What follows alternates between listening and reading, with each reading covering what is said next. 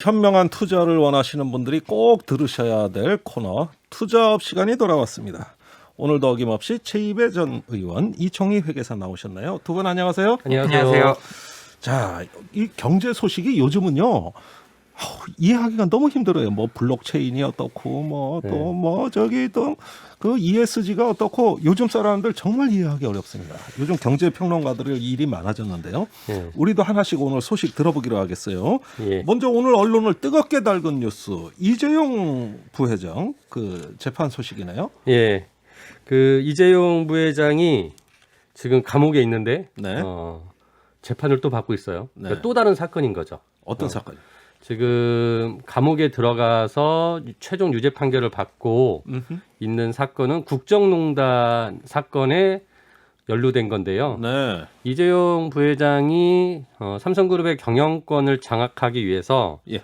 그 삼성물산과 제일모직을 합병을 했는데요. 예. 그 합병하는 과정에서 자신이 지분을 많이 가지고 있는 제일모직이 높은 가치를 평가받게 하고 예. 삼성물산은 가치를 낮게 평가받게 해서 아하. 두 개 합병하면 네. 본인의 지분율이 많이 올라가게끔 하는 작업을 했어요. 그래서 근데 이제 두 회사가 합병할 때 이 국민연금이 굉장히 중요한 그 주주였습니다. 그렇습니다. 그래서 국민연금이 찬성을 하게 만들려고 이재용 부회장이 박근혜 최순실에게 예. 회사 돈을 횡령해서 뇌물을 줬습니다. 아. 그래서 이제 그것이 최종적으로 올해 1월 달에 이제 유죄 판결을 받아서 예. 지금 감옥에 갔고요. 예. 그리고 오늘 이제 다시 1심 공판이 시작된 사건은 예. 물론 이것도 이제 불법 경영 승계 관련된 재판입니다. 예. 뭐냐면 아까 말씀드린 대로 제일모직이 자신이 지분을 많이 가지고 있는 회사라 가치를 부풀려야 되니까 예. 이 회사가 가지고 있는 제일모직이 가지고 있는 자회사 중에 하나가 삼성바이오로직스. 예. 우리가 일명 삼바라고 줄여서 얘기하는데 예. 이 삼바의 가치를 높이려고 이 삼바의 재무제표에 예. 이쁘게 포장을 했죠. 그래서 이제 분식회계를 했습니다. 아, 그렇군요. 예. 그리고 삼성물산은 주가를 낮게 만들려고 가치를 낮게 평가하려고 예. 삼성물산에 있던 좋은 호재성 공시는 안 하고 예. 나쁜 안 좋은 영향을 주는 악재 공시는 하게 하는 식으로 이 주가를 조작했다. 그래서 이제 이걸 부정거래 행위라고 하는데요. 자본시장법상에 이제 그 행위를 했다라고 해서 지금 재판이 시작됐습니다. 예, 이렇게 해서 이재용 부회장의 지분은 높아진 거죠. 이런 불법 그렇죠. 행위들을 그래서 통해서. 이제 이재용 부회장이 지금 이재용 부회장 밑에 삼성물산이 있고요. 예. 삼성물산 밑에 삼성생명이 있습니다. 네. 그리고 삼성생명 밑에 삼성전자가 따라와서 음흠. 이 피라미드식의 지분 구조를 소유 구조를 만들어서 네. 안정적으로 경영권을 장악한 것입니다. 네. 그 최근에 재벌 기업의 회계 부정을 보면은 일반적인 상황에서 회계 부정 사건이 거의 안 나오고 깨끗해진 것 같아요. 그런데 꼭 경영권 비리. 그렇죠. 경영권 강화하는 여기서 비리가 다 터지고 있어요. 맞습니다. 예, 네. 이번 사건도 그런 여러 사건 중에 하나로 보여지는데 네. 이총희 회계사는 어떻게 보셨습니까? 예, 뭐 저는 일단 뭐 회계사의 관점에서 이게 그러니까 지금 사실 삼성바이오로직스 주가가 많이 올랐거든요. 그러니까 이제 어떤 사람들은 아니 주가 실제로 이렇게 나온 거 봐라. 그러니까 이거는 그때 분식회계 한 게 아니라 맞게 평가한 거고 문제가 없다라고 주장하는 그런 주장들도 있는데 예. 회계 부정은 사실 결과를 가지고 평가하는 게 아니라 과정을 봐야 되는 거거든요. 네. 그래서 회계 부정에 대한 많은 오해 중에 하나가 회계 감사를 했는데 나중에 실적이 뭐 안 좋게 나왔다. 이런 걸 가지고 이제 사람들이 결과를 가지고 왜 감사를 잘못했냐라고 얘기를 하는데 그게 아니라 과정상에서 뭔가 부정이 있었고 그런 의도가 있었고 안 좋은 의도가 있었고 이랬다면 그런 것들이 부정이기 때문에 사실 뭐 지금 삼성바이오로직스의 주가가 좋고 나쁘고 뭐 회사가 실제로 잘 되고 안 되고를 떠나서 그 당시에 평가할 때 이제 그런 부정적인 의도가 개입됐고 압력이 있었다라고 하면 그 부분에 대해서는 평가를 받아야 되지 않나라는 생각이 듭니다. 그러면 회계 부정이다. 네. 예, 실적과 관계없는 문제다 이 말씀이시네요. 자, 그런데 최근에 이제 세계 반도체 시장의 패권을 두고 아주 뭐 전 세계가 난리예요. 예. 미국, 중국이 아주 전면전 상황입니다. 네. 그러다 보니까 반도체 산업을 이끌고 있는 삼성전자가 총수부재로 이런 상황에 대처를 못하고 있다. 네. 차제 이 부회장을 사면시켜서 이거 대처하게 해야 되는 거 아니냐? 이런 이야기 많이 나옵니다. 어떻게 보세요? 이제 우리가 그 오너 리스크라고 이제 언론에선 쓰는데요. 예. 솔직히 뭐 오너도 아니죠. 왜냐면은 삼성 그룹에 이건희 회장이 돌아가시 전부터 해가지고 그 일가들이 가지고 있는 지분이 뭐 1%도 안 됩니다. 전체 계열사의 그 주식에서 네. 비교해 보면. 그러니까 이런 상황에서 우리는 그래도 이게 창업주 일가였기 때문에 오너라고 이름을 붙여주고. 네. 근데 이제 그런 이 오너 일가의 리스크가 항상 있는 거죠. 그러니까 지금 이재용 부회장이 경영권 불법 승계로 그 수많은 불법들을 저지른 것 자체도 굉장히 큰 기업의 부담이 되는 오너 리스크고요. 예. 지금 이재용 부회장이 그렇게 감옥에 가는 바람에 회사가 어떤 의사결정을 못하고 있다라고 하는 것도 일종의 오너 리스크인데 네. 이거는 조금 다른 면으로 봐야 됩니다. 이게 아니 회사가 최고 의사결정권자인 CEO가 항상 있습니다. 예. 그게 총수일 수도 있고 아니면은 그냥 전문 경영일 수도 있어요. 네. 근데 이 한 사람이 없다고 기업이 그룹이 경영 의사결정을 못한다. 예. 라고 한다면 이 회사는 정말 문제가 많은 회사로 평가받을 수 있겠죠. 네. 그러니까 지금 이재용 부회장이 없다는 이유로 아무것도 결정을 못한다라고 하는 거는 이거는 마치 삼성전자가 세계 인류 기업임에도 불구하고 우리의 지배구조가 굉장히 나쁜 회사입니다라는 것을 스스로 아하. 자인하는 식이에요. 그래서 솔직히 삼성그룹이 스스로 이런 얘기는 안 하고 있습니다.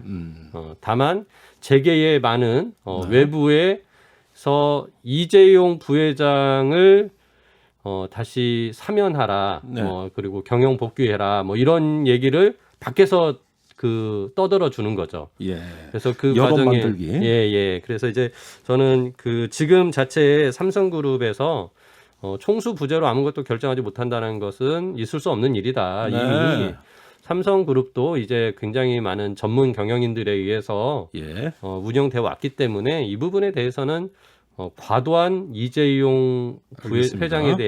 부회장에 대한 그 능력을 과대평가하는 것이다라는 생각이 하긴 듭니다. 뭐 대재벌 정도면은 시스템이 일을 해야지. 맞습니다. 특정 인물 한 명이 일을 했어야 되겠습니까? 이회 계사님. 네, 사실 저는 뭐 젊은 사람들이 요즘 공정 얘기 많이 하잖아요. 이런 공정 담론과 좀 결부시켜서 이거에 대한 생각이 들더라고요. 그러니까 뭐 예. 지금 뭐 대통령에 대한 사면 얘기도 뭐 정치에선 나오고 경제에선 이런 얘기가 나오는데 사실 뭐 실리적으로 뭐 이게 뭐 백신 외교네 뭐 반도체 투자네 이런 것 때문에 사면을 해야 한다라고 생각할 수도 있지만 예. 사실 이게 죄를 짓고도 뭔가 권력을 가지고 있다 혹은 내가 강력한 힘을 가지고 있다라고 해서 죄에 대한 책임을 지지 않으면 예. 그거야말로 사실 되게 불공정한 거잖아요. 그렇습니다. 그래서 제 생각엔 젊은 세대들은 이런 부분에 대해서 분명히 좀 달리 생각하지 않을까라는 예. 생각이 듭니다. 그래서 이게 알겠습니다. 이거는 이제 공정의 잣대로 보면은 잘 설명을 해주신 게 다 국민 청취자분들도 이해가 가실 거예요. 맞습니다. 그런데 문제가 있습니다. 최근에 삼성전자가 기로에 놓여 있는 건 사실인 것 같아요. 예. 예, 반도체에 대해서 지금 삼성의 투자 계획이 결정돼야 되는 시점이죠. 네. 지금 이제 반도체 특히나 이 차량용 반도체에 대한 품귀 현상 때문에 예. 반도체가 지금 많이 부족하고 특히나 이제 미중 간에 이 반도체 가지고 패권 경쟁을 하고 있어요. 네. 그런 상황에서 지금 미국 바이든 대통령이 지난 12일 날 삼성전자를 백악관으로 불러서 그렇죠. 미국에 좀 투자를 해서 반도체 생산을 좀 늘려달라 이런 이제 부탁을 한 거거든요. 예. 그리고 그런 입장에서 또 보면은 삼성전자는 또 국내에서도 또 투자를 열심히 해서 또 국내에 또 일자리를 만들어 달라고 우리 대통령이 15일 날 또 불러서 얘기를 했단 말이죠. 네. 그러니까 아무튼 지금 삼성 입장에서는 개별 기업의 이익을 위해서 뭐 열심히 투자해서 돈을 버는 것도 중요하지만 예. 이 전 세계의 반도체 패권의 어떤 그 고래 싸움에 예. 지금 끼어들은 거고 또 하나는 이 일자리를 만들기 위한 미국과 한국의 정부의 노력에 예. 또 이제 자기 그 삼성 입장에서 뭔가 결정을 해야 되는 거예요. 근데 저는 이런 측면에서 우리 정부가 좀 더 적극적으로 나서서 예. 국내 일자리를 만들고 이 반도체 패권 전쟁에 우리도 역할을 제대로 하기 위해서는 예. 정부가 또 삼성과 같이 힘을 합쳐서 할 일은 해야 된다. 예. 그래서 특히나 우리 반도체 기업 중에 하나인 SK 하이닉스가 또 예. 있습니다. 그래서 같이 공동으로 예. 이 파운드리 그 반도체 위탁 생산을 하는 파운드리 공장을 만들거나 예. 뭐 이런 것도 하나의 대안이 될 수 있고 이런 거를 할 때 국내 일자리를 만들어내고 그런 투자가 이제 이루어지면 또 정부가 적극적으로 예. 그 일자리에 대한 뭐 그 세제 지원이랄지 아니면은 그 밑에 협력 업체가 상생할 수 있게 또 어떤 지원책을 마련한달지 이런 것들을 할 수 있거든요. 그래서 예. 대통령이 뭐 기업과 정부가 한 몸이 되어야 된다라고 이번에 이제 얘기하셨는데 좀 실질적인 그런 어떤 행보가 나왔으면 하는 바람입니다. 아니 그러니까 최 전 의원님 그 말씀을 듣다 보니까 지금 바이든 대통령이 우리 그 삼성전자에 요구하는 대로 예. 미국에다가 뭐 20조 30조 원 들여서 넝큼넝큼 그 반도체 공장 지어주는 것보다는 예. 국내에서도 일자리를 만들고 일자리 만들고 우리 그 다음 협력업체도 얘기 같이 아니냐 이 살고. 얘기 하시는 것 같아요. 그럼요. 예. 국내 우선이다. 예, 예. 예. 자 이총희 회계사님 어떻게 보세요? 네, 뭐 사실 이건 되게 뭐 거시적 담론의 문제이기 때문에 저처럼 세부적으로 보는 사람은 잘 모를 수도 있는 내용인데 저는 이제 그냥 삼성전자 재무제표 같은 걸 좀 찾아보니까 최근 3년 동안 한 90조 정도 유형자산을 취득을 했었더라고요. 네. 그러니까 연평균 보면 30조 정도 삼성전자는 투자를 하고 있는 거예요. 어떤 그래서 자산들이에요?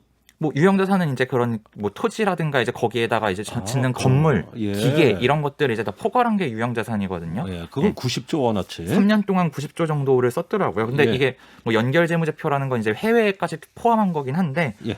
근데 매년 이렇게 30조 정도를 투자를 하고 있는데, 뭐 이게 지금 총수가 부재해서 못 한다라고 하는 건 사실 좀 말이 안 되는 것 같고, 음흠. 그래서 저는 그냥 뭐 총수의 유무와 무관하게 뭐 몇백억씩 받는 급여를 받는 전문 경영인들도 충분히 판단을 하고 투자를 할 수 있고 그에 대한 뭐 실패라면 책임도 져야겠죠. 네. 그렇게 해야 되는 부분들이고 뭐 이거에 대해서 이제 국적이라든가 이런 것들에 대한 얘기를 뭐 최희배 의원님이 해주셨는데 그런 측면에서는 사실 저도 국내 우선이 좀 필요하지 않을까라는 생각은 개인적으로는 듭니다. 네, 알겠습니다. 우리 청와대에서도 반도체 대책 회의를 했다던데 이런 얘기 잘 논의됐는지 궁금하네요. 자, 그 이건희 이제 돌아가신 전 회장의 그 상속세 얘기 좀 여쭤볼게요. 네. 아직도 언론에서 이 상속세 얘기를 하고 있어요. 근데 도대체 이제 얼마나 되는 겁니까 이거? 지금 뭐 그 상속세를 알려면 결국은 이건희 회장의 유산을 다 알아야 되는데 솔직히 다 알 수가 없죠. 근데 아무튼 그 삼성 입장에서는 이 부분에 대해서 투명하게 얘기를 하겠다라고 했고 다음 달에 아무튼 뭐 공개를 하겠다라는 것 같아요. 그래서 예. 지금 드러난 뭐 삼성전자를 비롯한 주식 가치가 19조 원이 이제 유산이 있고요. 예. 그다음에 지금 언론에서 최근에는 미술품에 되게 좀 관심을 많이 기울이는데 미술품 그리고 용인 에버랜드에 있는 또 땅이 있습니다. 네. 그리고 뭐 채권 등 현금성 자산도 가지고 있고요. 그래서 이런 것까지 합치면은 뭐 좋기 한 뭐 20조는 넘을 거고요. 그러면은 그거에 따른 이제 상속세도 제가 보기에는 뭐 12조도 좋게 넘을 것 같습니다. 12조. 언론에서는 뭐 이제 12조 정도 얘기하는데 예. 제 예상은 한 14조까지 나올 수 있을 것 같고요. 오, 그래요. 근데 이제 이거는 아무튼 뭐 지난번에 제가 여기 나와서 얘기했지만 뭐 우리가 걱정할 일은 아닙니다. 워낙 많이 받아서 많이 내는 거니까 예. 다 지금 잘 내려고 계획을 짜고 있는 것 같고요. 네. 그리고 이번에 그 삼성전자가 배당을 엄청 많이 했어요. 예. 이게 다 이런 상속세 내려고 자금을 이제 마련하려고 아하. 그 계획을 하는 것 중에 이제 하나라고 생각을 하고 있고요. 아이고, 예, 그렇군요. 그렇습니다. 자, 그 언론 보니까 이건희 컬렉션. 예, 예, 굉장히 그 관심들이 많더라고요. 그러니까요. 예. 도대체 이게 뭡니까? 어떤 저 예술품들이 소장돼 있는 거예요? 뭐 일단 그 문화재단이 있고 거기 뭐 미술관도 있고 하니까 미술품들이 상당히 많다라고 알려져 있고 그래서 지금 뭐 이 미술품 중에서 뭐 1조 원 정도 되는 이런 미술품이나 문화재를 뭐 박물관이나 이런 데 기증을 하려고 뭐 지금 뭐 논의를 하고 있다 뭐 이런 그러니까 기사도 왔던 것 미술품이 같습니다. 1조 원어치. 예. 어마어마합니다. 그게 어마어마합니다. 넘는다는 얘기도 예. 있고요. 예. 총 지금 언론에 나온 건 13,000점이라고 그래요. 아니 왜 이렇게 많이 모았죠? 근데 이제 예전에 삼성 특검할 때 그 김용철 변호사가 폭로한 것 중에 하나가 예. 아무튼 뭐 그 이런 미술품들, 예술품들을 모아놓은 수장고가 있다. 그런 걸로 지금 재산을 이렇게 또 바꿔가지고 예. 숨겨놓고 있다. 뭐 이런 이제 폭로도 했었거든요. 그래서 드러나게 된 겁니까? 그때 그래서 드러난 거죠. 예. 예. 그러면 이거 어떻게 처리해야 될 것 같습니까? 뭐 이것도 다 같이 평가해가지고 상속세를 내야 되는데요. 예. 아무튼 이제 절세를 하기 위한 가장 좋은 방법은 이런 상속 재산을 줄여야 되는 거죠. 금액을. 그러기 네. 위해서는 일부를 이런 재단이나 공익법인에 기부를 하면은 그만큼 상속 재산이 줄어들고 세금도 조금 낼 수 있겠죠. 그래서 예. 아마 이제 많은 그 지금 언론에서도 뭐 지금 나온 것처럼 일부는 이렇게 국가나 뭐 이런 데다가 박물관 같은 데다가 기증하는 것을 지금 논의하는 것 같습니다. 지금 전국의 그 역사학과 출신들이나 이 박물관 종사자들한테는 이건 빅뉴스네요. 그렇죠. 예, 우리 박물관에 뭐 새로운 거 올지도 몰라. 네. 다 이럴 거 아닙니까? 네, 맞습니다. 예, 1조 원어치가 풀린다는데.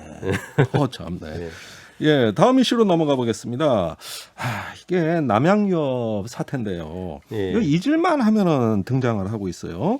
이번에 한 음료가 코로나19에 좋다고 발표했다가 엄청난 역풍 맞이하고 예. 있죠. 예. 예, 뭐 요즘 코로나만 얘기가 나오면 뭐 주가가 급등하고 예. 그러니까 아마 이런 일을 한 게 아닌가 싶은데 예, 뭐 사실 이렇게 너무 과대 광고나 이런 거 그러니까 일을 하다 보면 마케팅과 이 거짓말 사이에 정말 경계가 어떠한가 이런 것들을 생각을 많이 하게 되거든요. 이게 어디까지가 마케팅이고 어디까지가 거짓말인가 싶은데 이건 사실 좀 너무 나갔다 싶은 부분이고 예. 근데 예전에도 뭐 남양유업이 약간 그런 그 광고와 관련해서 구설수에 올랐던 적이 몇 번 있는 걸로 알고 예, 있거든요. 그러니까 이번 사건은 그 요구르트가 저 코로나19에 그 효과가 면역 있다고. 효과가 있어서 그러니까 도움이 이제, 된다. 이런 예. 발표한 게 문제가 그 된 발표한 것이죠. 곳이 한국의과학연구소인데요. 예. 이게 남양유업이 만든 연구소예요. 아, 그래요? 그리고 여기서 이제 연구를 그 어느 대학하고 함께 했고요. 예. 그리고 이제 심포지엄을 열어가지고 불가리스라는 이 제품에서 음흠.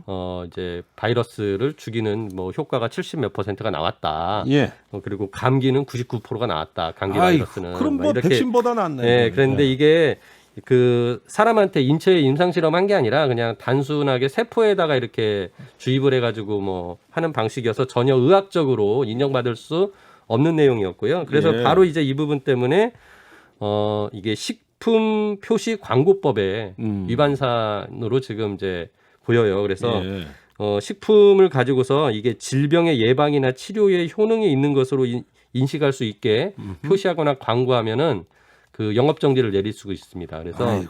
이거를 이제 남양유업의 세종에 공장이 있거든요. 그래서 예. 세종시가 지금 영업 정지 2개월을 지금 아이고. 통보를 해놨어요. 그래서 이제 오, 이거를 그래요? 회사에 이제 또 얘기 항변을 듣고 예. 뭐 최종적인 결론이 곧 날 것 같습니다. 어쨌든 매출 타격이 벌어지고 있는 것 같아요. 그 예. 아니 요구르트 장사를 하시라니까 약 장사를 하셔. 아이고 그러게요. 그냥 팔던 거 팔면 아무 일 없었는데. 예. 자, 왜 이렇게 무리수 뒀다고 보십니까? 근데 이제 남양유업이 전반적으로 이 기업 지배 구조에 문제가 많습니다. 네. 그러니까 지금 여기 회사에 이사회 그 구성원을 보면은 예. 이사가 6명인데요. 예. 3분이 가족이에요. 이제 아, 그 중에 한 분이 지금 홍원식 회장이고요. 예. 홍원식 회장의 어머니이신 예. 지송중 여사님이 29년생인데 그러면 올해 구순을 넘긴 네, 뭐 그렇죠. 아닙니까? 예. 86년도부터 등기 임원을 하셨더라고요. 아, 그러시구나. 예, 그리고 이제 홍원식 회장의 아들인 홍진석 상무가 예. 2012년 때부터 예. 임원을 했는데 이분이 76년생이세요. 그러니까 예. 36살부터 이제 등기 임원을 한 거죠. 어린 네. 나이에. 그래서 이제 3명 중에 가족이 3명, 그러니까 6명 이사 중에 3명이 가족이고요. 예. 그리고 사회이사 2분이 있는데 음. 이 2분은 그 최근 공시를 봤는데 보수를 안 받고 있어요. 이사회에 출석을 하신다고는 계속 그 출석률이 높게 100% 가까이 아니, 나오시는데. 누군데 그러죠? 그래서 이게 지배 구조가 뭔가 이상한 회사인 거는 이제 그 맞는 것 같고요. 예. 그리고 이제 결정적으로 이번에 이렇게 좀 그 마케팅에서 문제가 생겼는데 예. 이 마케팅을 담당하는 총괄 본부장이 예. 지금 그 홍원식 회장의 아들 아까 말씀드린 홍진석 상무예요.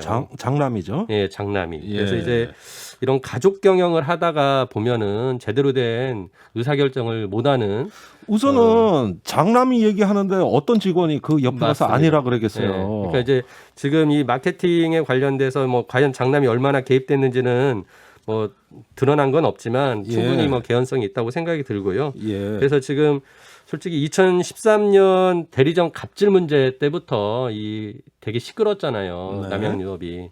근데 그 뒤로 이런 지배 구조나 의사결정 구조가 바뀐 게 없더라고요. 예. 그래서 이제 그런 면에서 이번에도 이런 무리수가 나온 것이라고 생각이 됩니다. 네, 그러니까 지배구조의 어떤 왜곡으로부터 이번 사건까지 연결지어 보시는 시각이거든요. 예. 네. 예, 이 회계사님 어떻게 보십니까? 뭐 사실 뭐 저도 비슷한 생각인데요. 근데 제가 그냥 남양유업 사건을 보면서 이제 비슷한 동일한 업종인 이제 메일 유업 쪽의 그 사업 보고서를 찾아봤거든요. 근데 예. 거기도 보니까 비슷해요. 지배 구조가. 거기도 이제 다 연세가 그럼 어떡합니까? 많으신 아이고, 그런 그 회장님이 계시고 그리고 가족들이 있고 이런데 참. 예. 둘 다 비슷한데 이런 것들을 제어하지 못하는 건, 그러니까 뭐 지배 구조 자체의 문제 플러스 또 이분들도 약간 그런 부분에 있어서는 문제가 있지 않나 하는 생각이 들고, 예전에 그래서 제가 이거 보면서 막 찾아봤거든요. 예. 남양유업 옛날 우유나 이런 거 찾아봤더니 예전에 이제 막 나왔던 우유 같은 경우는 뭐 이제 DHA가 많다, 그래서 뭐 그런 걸로 많이 먹으면 뭐 머리가 좋아진다, 뭐 이런 얘기를 했던 게 기억이 나요. 근데 예. 그런 것들도 약간 과장되어 있지 않았나 뭐 이런 얘기들을 하는데, 예. 약간 그런 것들이 좀 반복되는 거 보면 이분들이 그런 경영 행태, 그러니까 예. 경영하는 방식에 약간 문제도 있고 그런 것들도 좀 바뀌어야 하지 않을까라는 생각이 듭니다. 예, 주로 홍보기획 쪽에서 문제점을 많이 말씀해 주셨는데, 근데 남양유업하면 떠올리는 게 우리가 그 갑질 사태, 예, 그 그렇죠. 대리점 갑질 사태도 있고 횡령 사건도 있었어요. 그래서 끊이지 않았나요? 예, 뭐 이게 보니까 2013년에 뭐 대리점 갑질, 그 이제 그 제품 밀어내기 해가지고 대리점한테 떠넘기게 했던 일이 이제 어떻게 보면은 우리나라 최초의 어떤 갑질 대명사처럼 이제 벌어진 일이었고요. 이것 때문에 네. 이제 대리점법이라는 게 막 만들어지고 개정되고 막 이랬습니다. 그리고 네.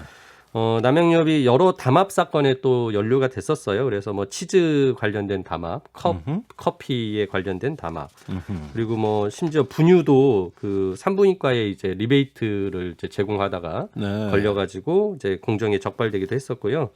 그래서 이제 이런 등등의 일들, 그리고 이제 홍 회장의 어떤 개인적인 문제들도 이제 많이 불거지고 있고, 네. 뭐 어제 나온 그 뉴스, 어젠가 그제 나온 뉴스에서는 아까 말씀드렸던 홍 회장의 장남이 회사의 자가용을, 그 고급 승용차를 이용해서 개인적으로 사용한다, 뭐 이런 것들의 논란과 직원들의 이제 그 문제, 그 블라인드라는 그 익명 앱에서 뭐 예. 굉장히 그 뭐 회장 일가가 병원 가거나 여행 갈 때도 뭐 예. 회사 사람들을 동원한다거나 한다는 뭐 그런 이제 문제점들이 지적이 됐습니다. 그리고 이 2018년에는 그 홍원식 회장이 그 가지고 있던 주식이 이제 원래는 한 25% 정도 있었는데 그만큼의 주식이 차명으로 있었어요. 그러니까 차명으로요? 설립자인, 와, 그게 가능합니까? 예, 그 아버님이 돌아가시고 나서 그걸 제대로 상속하지 않고 예. 임직원의 이름으로 차명으로 가지고 있다가 예. 그걸 나중에 이제 실명으로 전환을 했습니다. 그래서 이것 때문에 뭐 증여세 26억, 상속세 41억, 양도세 6억 원, 총 74억 원 정도의 세금을 내지 않은 걸로 조세포탈 혐의로 예. 최종적으로 유죄 판결도 받았고요. 예. 그래서 이제 굉장히 이제 그 회사의 경영하는 데 있어서 좀 뭐 불법적인 행위들도 많았고 기업 경영에 있어서 그 바람직하지 않은 모습들이 많았습니다. 네. 아유, 이렇게 뭐 여러 가지 사건을 겪은 게 역시 그 지배구조, 지분구조. 예. 예, 이 부분을 투자자들이 좀 유심히 보셔야 되겠어요. 왜 이런 일이 재발되는가? 그렇죠? 네, 사실 뭐 남양유업 같은 경우는 이제 아예 그냥 일가가 과반을 가지고 있는 회사거든요. 그냥 지분이 네. 50%가 넘게 있고, 근데 사실 이걸 보다 보면 또 저희가 방금 얘기했던 삼성과 어떻게 보면 약간 규모만 다르지 오버랩되는 부분들도 있거든요. 이렇게 그래요? 뭐, 상증세를 포탈했다든가 차명 주식이 막 나오고, 뭐 물론 그런 부분들이 있고, 뭐 여기에서 그러니까 뭐 차명 주식으로 뭐 그림을 사고 이런 식으로 해서 또 상속세 같은 걸 회피하려고 했다는 얘기도 그 남양유업 같은 경우는 있던데, 네. 그래서 예전에는 그림 같은 게 거래가 되면 그게 이제 기록이 잘 안 남으니까 예. 그냥 사놓고 이제 그건 그냥 사실 쓱 가져가면 모르잖아요. 예. 그런 식으로 이제 상속하는 방법으로 예전에는 많이 썼다고 하더라고요. 근데 요즘은 그런 그래서 또 이제 기상천외한 그 탈세 상속 방법. 방법이죠. 네. 사람들이 되게 많이 연구를 합니다. 그런 것들을. 근데 요즘은 그래서 이제 이런 그림이나 이런 것들도 거래할 때 다 기록을 남기도록 하는 걸로 바뀐 걸로 알고 있는데, 아하. 예전엔 그래서 그런 방식으로 그 남양유업에서도 문제가 됐었고, 지금 이제 뭐 아하. 삼성 미술품도 당연히 잘 투명하게 거래가 되길 바라지만 이제 그런 부분이 없는지 저희가 이제 또 철저하게 주의깊게 또 봐야겠죠. 조세당국은 봐야죠. 그러니까 이 재벌가의 그림 사랑은 뭐 인상주의 학파를 뭐 사랑해서 또 뭐 피카소를 사랑해서 뭐 이런 게 아니에요, 그죠? 돈이 되니까. 예, 일단은 예. 탈세하기가 좋으니까 예, 이런 내용이고요. 그 투자자들이 이런 현상에 대해서 앞으로 눈여겨봐야 될 점 한번 짚어주시죠. 예, 일단은 이번에 불가리스에 대한 코로나 억제 효과가 있다라는 것 때문에 주가가 급등했다가 네. 이거에 대해서 문제가 제기되고 뭐 제재를 받으니까 또 급락을 했어요. 그래서 이 과정에서 주주들이 피해를 봤습니다. 그래서 이거를 금융당국이 반드시 저는 조사를 해야 된다. 그래서 이러한 뉴스들이 나오기 전 앞뒤로 해서 임직원들의 주식 거래가 없는지 조사를 해가지고 네. 이게 어떤 주가 조작이나 내부자 거래, 부정 거래에 해당이 되면 음흠. 이 피해 주주들은 음. 증권 집단 소송이라는 제도를 이용해서 피해 원상 손해배상 소송을 할 수가 있습니다. 그래서 네. 이런 부분들이 좀 진행이 될 수 있도록 금융당국이 좀 나서줘야 된다라는 말씀을 드립니다. 예. 회계사님? 네, 뭐 저도 마찬가지인데요. 그러니까 뭐 일단 자본시장법에 따라서 이런 식으로 이제 뭔가 시세를 조종하려 했거나 아니면 이걸 통해서 자기가 어떤 내부 정보를 가지고 뭔가 부정한 이득을 얻거나 했으면 뭐 말씀하신 대로 피해자들도 그 배상을 받아야겠지만 그런 일을 저지른 사람들에게도 엄격히 단죄가 되어야 앞으로 이런 일이 재발하지 네. 않을 거거든요. 그래서 저는 이제 그분들에 대한 손해 보상도 당연히 이루어져야 되고 네. 거기에 덧붙여서 이제 그런 처벌도 강력히 이루어졌으면 한다라는 생각이 듭니다. 알겠습니다. 예.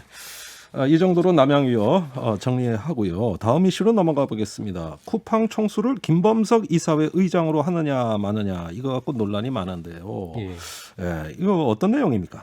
우리가 이제 그 기업 집단이 그룹이 자산 총액이 5조 원 이상이면은 공정위에서 그 기업 집단으로 지정을 합니다. 예. 그러면 이제 많은 의무들이 또 부과가 되거든요. 예. 그러니까 규제의 대상이 들어오는 건데 이때 이제 그 기업 집단을 그 5조 원 이상으로 지정을 하면서 그 기업 집단 안에 실질적인 지배력을 행사하는 사람, 우리가 이제 일명 총수라고 얘기하는데, 아, 그러니까 한 기업은 회장이고 예. 그룹은 총수가 되는 거군요. 그렇죠. 아, 근데 요게 이제 다르구나. 뭐 예. 그거를 또 이제 총수라가 뭐 회장이기도 하고요. 뭐 예. 이름을 다 섞어 쓰는데 이제 법률적으로는 이거를 동일인이라고 표현합니다. 동일인. 예. 그래서 이제 법률적 용어는 동일인이고요. 그래서 예. 이 동일인으로 쿠팡그룹의 김범석 이사회 의장을 지정하느냐가 예. 논란이 되는데요. 이거를 지정하게 되면 동일인은 본인의 혈족 사촌, 그다음에 인척 6촌까지 이 친인척들이 보유하고 있는 회사의 지분을 다 신고를 해야 됩니다. 네. 공정위에. 그래서 그 회사가 계열사가인지 아닌지 판단을 받아야 되고요. 예. 그리고 또 이 사람들은 일감 몰아주기 같은 이제 그 사익 편취 행위 규제 대상이 되는 사람들이 됩니다. 네. 그래서 지금 쿠팡에서는 이 김범석 의장이 국적이 미국인이다. 예. 근데 지금까지 우리나라에서는 외국인을 동일인으로 지정한 적이 없다. 예. 총수로 지정한 적이 없다. 그래서 똑같이 형평성 문제를 봤을 때 하면 안 된다라는 예. 것을 주장하고 있고요. 예. 지금 뭐 시민단체랑 공정위는 이 부분에서 지금 이제 그러함에도 불구하고 외국인이라고 하지 말라는 법은 없었다. 예. 그렇기 때문에 이거를 지금 지정을 하려고 논의를 하고 있습니다. 그래서 과연 이제 이게 4월 30일 날 그 공시가 저희 공정위가 발표를 해야 되기 때문에 네. 뭐 조만간 이제 결론이 날 것 같습니다. 자, 외국인이 하면 왜 안 될까요? 왜 꼭 한국인이어야만 하는 거죠? 근데 이제 이게 우리나라 지금 대규모 기업 집단 중에 외국인들이 지배하는 기업이 있습니다. 예를 들어서 이제 S-OIL이라고 예. 한국 GM인데요. 예. S-OIL은 모회사가 그 사우디의 석유 회사인 아람코라는 회사고요. 네. 아시다시피 사우디는 왕조 국가이기 때문에 그렇죠. 그 정부가 아람코의 지분 100%를 가지고 있다라는 것은 그 왕조 일가가 100% 지분을 가지고 있는 겁니다. 예. 그러면 우리가 그 S-OIL에 대해서도 똑같이 동일인을 지정하겠다고 하면 예. 사우디 왕조에 있는 실제 국왕이나 국왕의 뭐 후계자 중에 진짜 실세인 사람을 우리가 지정을 해야 되는 거예요. 예. 근데 이제 지금까지 그렇게 안 해온 거죠. 한국 GM 같은 경우도 미국 제너럴 모터스가 대주주인데 우리가 또 미국까지 쫓아가서 그 길을 지배하는 개인을 찾아내지는 않았거든요. 네. 그런 면에서 이제 쿠팡 입장에서는 과거의 관행대로 해달라라는 것이고요. 예. 근데 이제 이렇게 되면은 지금 뭔가 이제 규제 틀에서 벗어나기 때문에 불안합니다, 우리가. 예. 그래서 지금 당장은 제가 보기에는 쿠팡의 지배 구조가, 그러니까 쿠팡이 최근에 상장을 하면서 이 그룹의 지배 구조가 다 밝혀졌는데요. 예. 이 지배 구조를 보니까 다 100% 자회사 형태로 만들어져 있고, 이 김범석 회장이 어떤 개인 회사를 만들거나 그러진 않았다라는 거예요. 그리고 혹시라도 그런 게 만들어지면 미국에서는 굉장히 이런 게 소수 주주들에 의해서 네. 바로 이렇게 그 대표 소송의 거리가 되거든요. 그래서 그렇군요. 이제 굉장히 미국의 그런 시장의 감시가 있기 때문에 지금 당장 이 김범석 회장을 동일인을 지정하냐 마냐에 논쟁하는 것은 좀 약간 실효성이 떨어집니다. 제가 보기에는. 네. 다만 이후에 김범석 의장이나 뭐 그 일가들이 개인 회사를 만들어서 일감 몰아주기 같은 거 할 수 있잖아요. 네. 똑같이 다른 재벌 하듯이. 예. 그래서 이제 그것들을 우리가 감독을 하려면 지금의 동일인 지정 제도에 대한 제도를 좀 검토할 필요가 있어요. 전반적으로. 동일인이란 제도 자체. 예. 그래서 이제 외국인이면 어떻게 할 건지. 예. 그리고 아까 말한 대로 이제 소유가 분산되는 회사들이 많습니다. 네. 그래서 민영화된 공기업 뭐 포스코, KTNG 이런 데는 동일인 지정 안 해요. 예. 뭐 그런 경우는 또 다르거든요. 그래서 기존에 이제 재벌을 규제하던 방식과 여러 가지 다른 형태의 기업들이 나오기 때문에 우리가 그 부분에 대해서는 한번 점검해 볼 필요가 있겠다. 예, 제도를 점검할 수 있는 기회로 활용하자는 말씀이셨어요. 자, 이렇게 오늘 여러 가지 뉴스 들었습니다. 최이배 전 의원, 이청희 회계사님 두 분 오늘 말씀 여기까지 듣겠습니다. 감사합니다. 감사합니다. 감사합니다.